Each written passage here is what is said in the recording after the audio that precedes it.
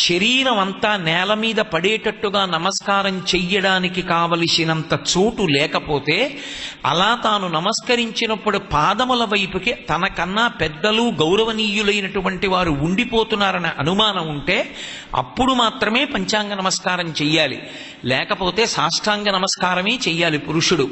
అంటే వేదం స్త్రీ విషయంలో ఎంత గౌరవాన్నిచ్చి నమస్కరించిందో చూడండి. దానికి కారణం ఒక్కటే, సృష్టికర్త అయినటువంటి బ్రహ్మగారికి సంబంధించినటువంటి అంశ ఆడదాని యందు ప్రచోదనమై ఉంటుంది. అసలు అమ్మ యొక్క శరీరమునందు అటువంటి లక్షణం లేకపోతే, మీరు భాగవతంలో కపిలగీత చదివితే స్త్రీ పురుషుల యొక్క సంయోగ ప్రక్రియ చేత విడుదలైనటువంటి ఆ పదార్థములు సంయోగము చెంది ఒక చిన్న బుడగగా ఏర్పడినప్పుడు అంది చైతన్యం పోసుకుని అందులోకి ఒక జీవుడు ప్రవేశించి గర్భవాసం చేసి లోపల సప్త ధాతువులు ఏర్పడాలి. చర్మము, రక్తము, మాంసము, కొవ్వు, అస్థి, శుక్ల, మేధ అనబడేటటువంటి 7 పదార్థములతో సంఘాతమై దాంట్లో మళ్ళీ 9 రంధ్రములు ఏర్పడాలి. 2 కళ్ళు, 2 ముక్కులు, 2 చెవులు, 6 నోరు, 7 మలద్వారం, 8 మూత్రద్వారము, 9 ప్రాణ అపాన వ్యాన ఉదాన సమాన నాగ కూర్మ కృకర ధనంజయ దేవతత్వములనేటటువంటి 10 వాయువులు ప్రవేశించడానికి అవకాశము కలిగి అమ్మ యొక్క కడుపు గర్భాలయమై లోపల జీవుడు ప్రాణం పోసుకొని పుణ్యకర్మాచరణం చెయ్యడానికి, తాను గతంలో చేసుకున్నటువంటి పాపాలను అనుభవించడానికి కావలసినటువంటి శరీరాన్ని ఉపకరణంగా తయారు చేసుకోవాలి అంటే దానికంతటికీ కూడా హేతువైనటువంటిది అటువంటి గర్భాలయము ఈ సృష్టిలో ఎక్కడుంటుంది అంటే ఒక్క అమ్మ గర్భమునందు మాత్రమే ఉన్నది. ఎందుచేత అంటే బయట బ్రహ్మగారు ఈ సృష్టి చేసేటప్పుడు 4 దృష్టిలో పెట్టుకుంటాడని శాస్త్రాలు చెప్తున్నాయి. తనువు, కరణము, భువనము, భోగము అని 4 దృష్టిలో పెట్టుకుంటాడు. తనువు అంటే ఈ శరీరాన్ని ఏర్పాటు చేస్తాడు. ఈ శరీరాన్ని ఏర్పాటు చెయ్యడం అంత తేలికైన విషయమేం కాదు. ఈ శరీరాన్ని ఏర్పాటు చేసినప్పుడు బుద్ధి చేత శాస్త్రాన్ని తెలుసుకుని గురువుగారి యొక్క పాదములు పట్టుకుని ఈ జన్మలో మంచి కార్యములు చేసి దాని వలన చిత్తశుద్ధి పొంది, చిత్తశుద్ధి వలన జ్ఞానమును పొందడానికి కావలసినటువంటి పాత్రతను పొంది ఇక మళ్ళీ ఆ జ్ఞానము చేత పుట్టవలసిన అవసరం లేని పునరావృత్తి రహిత శాశ్వత శివ సాయుధ్య స్థితిని పొందడానికి కావలసినటువంటి ఊర్ధ్వముఖ చలనం చెయ్యగలిగినటువంటి మనుష్య ఉపాధిని నిర్మాణం చెయ్యాలన్నా అమ్మ కడుపులోనే చెయ్యాలి. పుట్టినప్పుడు భూమికి అడ్డంగా ఉండాలి వెన్నుపాం, పెరుగుతున్నప్పుడు నిలువుగా పెరగాలి. అటువంటి ప్రాణిని తయారు చెయ్యాలన్నా అమ్మ కడుపులోనే. ఏమీ చేత కాకుండా, అసలు కర్మాధికారం లేకుండా, బుద్ధి లేకుండా, గత జన్మలలో చేసుకున్నటువంటి పాపపుణ్యములను అనుభవించడానికి మాత్రమే పనికొచ్చేటటువంటి శరీరాన్ని తయారు చేయాలన్నా అమ్మ కడుపులోనే చెయ్యాలి. ఒక కుక్క ఎక్కడ పుట్టాలి? అమ్మ కడుపులోంచే పుట్టాలి. అమ్మ కడుపులోంచే తయారవుతుంది. అలా తయారయ్యేటట్టుగా కావలసినటువంటిది బ్రహ్మగారికి ఆ అవకాశం ఎక్కడుంటుంది అంటే అమ్మ కడుపునే ఆధారం చేసుకుంటాడు. అందుకే ఆయన ఇచ్చేటటువంటిది మొట్టమొదటిది తనువు. ఈ తనువు లేదనుకోండి, శరీరము లేదనుకోండి, అసలు పాపపుణ్యములు ఎలా పోతాయి? మనుష్యుని విషయం ఆలోచించండి. ఇది మర్త్యలోకం. మర్త్యలోకం అంటే మృత్యువు చేత గ్రసింపబడతాయి శరీరాలు. గత జన్మలలో నేనేవో పాపాలు చేసి ఉన్నాను, ఆ పాపాలు అలా ఖాతాలో ఉంటే ఎలా? అవి పోవాలి. అవి పోవాలంటే పోవడానికి ఒక్క మార్గం ఉంది. జ్ఞానము చేత సమస్త పాపములు కాలిపోవాలి, అథవా అనుభవము చేత పోవాలి. ఇప్పుడు అనుభవం చేత పోవాలి అంటే నేను ఎప్పుడో ఏదో తప్పు చేశాను, ఆ తప్పు ఇప్పుడు నేను పాప రూపంలో దాన్ని ఫలిత రూపంలో పోగొట్టేసుకోవాలి. నేను ఎప్పుడో ఎవరినో ఏదో ఇబ్బంది పెట్టాను అనుకోండి, వాళ్ళ మనస్సు బాధపడి వాళ్ళ కన్నులంబట నీరు కారిందనుకోండి, ఒక రోజున నన్ను కూడా ఎవరో ఏదో నిష్కారణంగా నింద చెయ్యాలి. ఆ నింద చేత నా మనస్సు కుంది నేను బాధపడ్డాననుకోండి, నా పాపం అక్కడతో పోయింది. నేను ఎప్పుడో అన్నం పెడతాను రమ్మని పెట్టకుండా ఒకరి కడుపు కాల్చి పంపాను అనుకోండి, నేను కూడా ఓ పూట అన్నం లేక నా కడుపు కాలి బాధపడాలి. బాధపడితే ఆ పాపం అక్కడితో పోతుంది. ఈశ్వరుడు ఈ శరీరాన్ని ఇచ్చినప్పుడు దయామయుడై ఇచ్చాడు. ఎందుకు ఇచ్చాడు అంటే నీ పాపాలు పోగొట్టుకో. నువ్వు మనసుతో పాపం చేశావు, వాక్కుతో పాపం చేశావు, శరీరంతో పాపం చేశావు. ఇప్పుడు ఆ మూడిటితోటే పుణ్యం చేసుకో. అందుకే శరీరం ఇచ్చాడు. దీంతో దేవాలయాన్ని కడుగు, దేవాలయాన్ని తుడు, మన గుడి కార్యక్రమంలో పాలు పంచుకో, తల్లికి నమస్కారం చేయి, తండ్రికి నమస్కారం చేయి, గురువుకి ప్రదక్షిణం చేయి, పరులకు ఉపకారం చేయి. మనసున్నది, ఆ మనసు చేత ఉత్తమమైనటువంటి భావములతో ఉండు. ఇతరుల గురించి ఎప్పుడూ మంచిని ఆలోచన చేస్తూ ఉండు. నీ గురించి నువ్వు గర్వంతో ఉండడం, ఇతరులను న్యూనతాభావంతో ఆలోచించడం మానేసి మనసుని సంస్కరించుకో. ఆ మనసు చేత ఉత్తమ కర్మలు చేయి. మానసికంగా కూడా మంచి పని చెయ్యొచ్చు. ఇక వాక్కు, నోరిచ్చినందుకు ఈశ్వరుడు ఎన్నో మార్లు ఇలా వేలు చూపించి వదరావు గత జన్మలలో. ఇప్పుడు ఆ నోటితోటే మంచి మాటలు పలుకు, ఆ నోటితోటే 10 మందికి ఉపశాంతి కల్పించు, ఆ నోటితోటే భగవన్నామాన్ని కీర్తించు. ఉద్ధరణకి హేతువుగా మనం పైకెక్కడానికి అవకాశానికి, చేసుకున్న పాపాలు పోగొట్టడానికి ఈశ్వరుడు అనుగ్రహించేటటువంటి అత్యద్భుతమైనటువంటి శరీరం బ్రహ్మగారు ఇవ్వాలనుకునేటటువంటి మొదటిది తనువు. బ్రహ్మగారు తనువు ఇవ్వాలన్నా అది తయారవ్వలసింది ఎక్కడ అంటే అమ్మ కడుపులోని. తండ్రి యొక్క కర్తవ్యం ఎక్కడి వరకు ఉంటుంది అంటే బీజమును నిక్షేపించడం వరకే ఉంటుంది.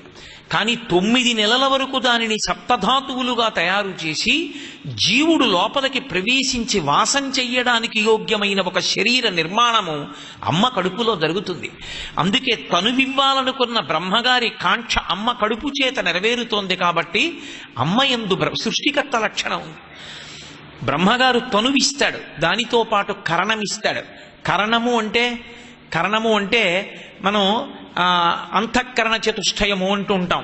మనసు, బుద్ధి, చిత్తము, అహంకారము. ఈ 4 సూక్ష్మ రూపంలో ఉంటాయి. ఈ సూక్ష్మ రూపంలో లోపలికి జీవుడు ప్రవేశించినప్పుడు ఈ అంతఃకరణ చతుష్టయం ప్రవేశించడానికి యోగ్యమైనటువంటి ద్వారములు తెరవగలిగినటువంటి స్థితి ఒక్క అమ్మకే ఉంటుంది. ఎందుకని అంటే అమ్మ లోపల శరీరం తయారవుతున్నంతసేపు జీవుడు లోపలికి ప్రవేశించి ఇంద్రియములను, పూర్వజన్మ జ్ఞానాన్ని పొందడానికి కావలసిన అవకాశాన్ని, శక్తిని నిక్షేపించడానికి ఆమె తన గర్భాన్ని ఆలయం చేసి తాను తిన్న ఆహారంలో ఉన్నటువంటి శక్తిని నాభిగొట్టం ద్వారా బిడ్డకు పంపుతూ ఉంటుంది.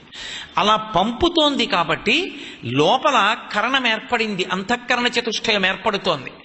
ఆ ఏర్పడడానికి అవకాశము బ్రహ్మగారి యొక్క సంకల్పము అమ్మ కడుపునందే పరిపూర్ణమవుతోంది. కాబట్టి సృష్టికర్త యొక్క అంశ పూర్తవుతోంది.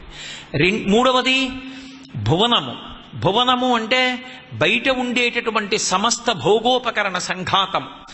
అంటే ఉపశాంతి పొందడానికి అమ్మయ్య అని మొట్టమొదట అసలు సేద తీరడానికి అవకాశం ఎక్కడుంటుందో దాన్ని భువనమని పిలుస్తారు. అసలు ఈ లోకంలో జీవుడు మొదటి ఉపశాంతి ఎక్కడ పొందుతాడంటే తెలిసి కానీ తెలియక కానీ అమ్మ దగ్గరే పొందుతాడు. ఎందుచేత అంటే కటిక చీకట్లో ఉంటాడు 9 నెలలు. తల కిందకుంటుంది, కాళ్ళు పైకుంటాయి. కపిల గీతలో వర్ణిస్తారు. అమ్మ వేడి పదార్థాలు, వాతం చేసే పదార్థాలు తింటే అవి లోపలికి వెళ్ళిపోతాయి నాభిగొట్టంలోంచి. తను విసర్జించినటువంటి మలమూత్రములలోంచి పుట్టినటువంటి పురుగులు కొరికేస్తుంటాయి. గర్భస్థ నరకం అంటారు. నవమాసంబులు తల్లి గర్భమున నానారోతలంచిక్కి నాకు అవకాశం విసుమంతలేకపడి తిన్నా కష్టముల్ భీతితో నవమాసంబు ఘటిల్య చాలునిక నాకా గర్భవాసంబు నివసింపన్ పనిదీర్చి కావుమికనన్ నిసత్కృపన్ శంకరా అని ప్రార్థన చేస్తాడు. ఆ కటిక చీకట్లో కదలడానికి అవకాశం ఉండదు, తిమ్మిరిక్కిపోతూ ఉంటుంది. లోపల వాత పైత్య ప్రకోపాలు సంభవిస్తూ ఉంటాయి. బయటికి వెళ్ళిపోవడానికి విశేష ప్రయత్నం చేస్తూ ఉంటాడు. ఆ ప్రయత్నం చేసినటువంటి వాణ్ణి ప్రసూతి వాయు రూపంలో పరమేశ్వరుడు బయటికి తోసేస్తాడు. తోసినప్పుడు బయటికి రాగానే శఠమన్న వాయువు పట్టుకుంటుంది. పట్టుకోగానే పూర్వజన్మ జ్ఞానము విస్మృతిని పొందుతుంది. ఆ పూర్వజన్మలకి సంబంధించిన జ్ఞానము మరుగున పడిపోతుంది. పడిపోగానే అంత చీకట్లోంచి బయటికి వస్తాడు. పెద్ద ఆకారాలు కనపడతాయి. ఎవరో మనుష్యులు, పురుడు పోసినటువంటి వైద్యుడి నుంచి దీపాలు, ఎవరెవరో మనుష్యులు, ఏవో గోడలు, ఏవో కాంతులు, ఒక్కసారి ప్రాణవాయువు స్తంభిస్తుంది, ఆగిపోయి ఊపిరి ఆగిపోయినంత భయానికి లోనైపోతాడు. ఇంత భయానికి లోనైపోయినప్పుడు నా బిడ్డ అన్న భావన చేత అమ్మ ఇలా చెయ్యి వేస్తుంది, అమ్మ కడుపు దగ్గరికి జరుగుతాడు, అమ్మ స్పర్శ తగలగానే ఉపశాంతి పొందుతాడు. అమ్మయ్యా అని సంతోషపడిపోతాడు. అసలు మొట్టమొదట జీవుడు ఈ లోకంలోకి వచ్చినప్పుడు పొందేది పరమ భయం. ఆ పరమ భయానికి ఉపశాంతి ఎక్కడ దొరుకుతోంది అంటే పరమాత్మ స్వరూపమైన అమ్మ దగ్గరే లభిస్తోంది. అందుకే భువనమునందు మొదటిది ఏది అంటే అమ్మయే. ఇక భోగము అంటే సంతోషమును పొందుట. అసలు ఈ లోకంలో అందరికన్నా దురదృష్టవంతుడైన వాడు ఎవరైనా ఉంటే అమ్మ లేనివాడు ఎవరుంటాడో వాడే పరమ దురదృష్టవంతుడు. ఎందుచేత అంటే బిడ్డ ఆకలి తెలిసేది అమ్మకే, బిడ్డ భయం తెలిసేది అమ్మకే. ఈ రెండే పరమ భయానకమైనవి. ఒకటి ఆకలి, రెండు భయం. దేనికి భయం కలుగుతుందో తెలియదు, అలా ఆడుకుంటూ ఉంటాడు. ఆడుకుంటున్న వాడు కెవ్వుమని వస్తాడు. అమ్మ గబగబా వచ్చి ఎత్తుకుని తన గుండెల మీద వేసుకుని ఇలా ఇలా ఇలా ఇలా జో కొట్టేటప్పటికీ వాడికి ఎక్కడ లేని ఉపశాంతి కలుగుతుంది. నేను ఈ మధ్యనే ఒక ప్రఖ్యాతి వహించినటువంటి ప్రసూతి వైద్యుడు నాతో ఒక మాట చెప్పారు. అమ్మ కడుపులోంచి బయటికి రాగానే అమ్మ పక్కన పడుకోవడానికి కావలసినంత వయస్సు వచ్చే పర్యంతము అమ్మ కడుపులో ఉండకుండా ముందుగా పుట్టేసినటువంటి పిల్లల్ని అమ్మ కడుపు ఎలా ఉంటుందో అటువంటి వాతావరణంలో ఇంక్యుబేటర్ అన్న దానిలో పడుకోబెడతారు. పడుకోబెట్టినా కూడా ఆ వైద్యుడు ఏం చెప్పారంటే రోజు ఒకసారి తల్లి వెళ్ళి ఆ పిల్లవాడిని ముట్టుకోవాలి అని చెప్పారు. ఎందుకు ముట్టుకోవాలి అంటే తెలిసి కానీ తెలియక కానీ వాడు ఆ కడుపులోనే ఉన్నాడు కనుక వాడికి ఆ స్పర్శ తగిలేటప్పటికీ ఎంత శాంతి పొందుతాడోట. అలా పసిపిల్లవాడిగా ఉన్నప్పుడు వాడిని ముట్టుకున్న వాళ్ళెవరో, వాడికి శాంతి కల్పించిన వాళ్ళెవరో, ఆ స్పర్శ వాడికి జీవితాంతం జ్ఞాపకం ఉంటుందండి. ఉత్తరోత్తర వాడి శాంతి వాళ్ళ మీదే ఆధారపడుతుంది. అందుకనే అమ్మ ముట్టుకోవాలి, అమ్మమ్మ ముట్టుకోవాలి తప్పకుండా. ఎందుకంటే పసిపిల్లలు అమ్మమ్మ ఇంట్లో పెరుగుతారు. మొదట అమ్మమ్మ ముట్టుకోవాలి, మొదట అమ్మ ముట్టుకోవాలని ప్రతిరోజు ఆ ప్రసవమైనటువంటి తల్లిని పక్కన బిడ్డ లేకపోయినా ఇంక్యుబేటర్లో ఉన్నా తీసుకెళ్లి అమ్మ చేత ఒకసారి ఆ స్పర్శ సుఖాన్ని అనుభవింపచేసేవారు. శాస్త్రం ఎంత ప్రామాణికంగా మాట్లాడిందనిపిస్తుంది.